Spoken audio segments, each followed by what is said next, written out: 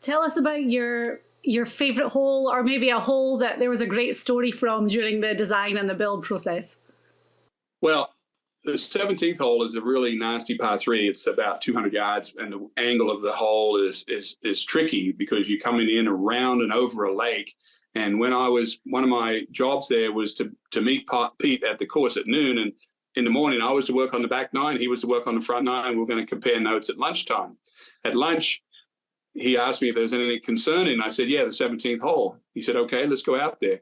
So we went out to the 17th hole, and he said, what's wrong with it? And I said, well, the way the green is set currently, and the lake, and the wind is off the right, downwind predominantly, 300 days a year. I said, you can't get the ball to come in and stop over the lake. The green's too narrow. The tee's in the wrong spot. It's just not working. So Pete, was having a good look around. He walked all the way down to the green, and he came all the way back, and all the tour guys were there, because the tour is ultimately, the tour brass is all there listening and seeing all this. And after about 20 minutes of walking down there, he came back and he said, Mr. Elkington is right. He said, we have to move the lake. What?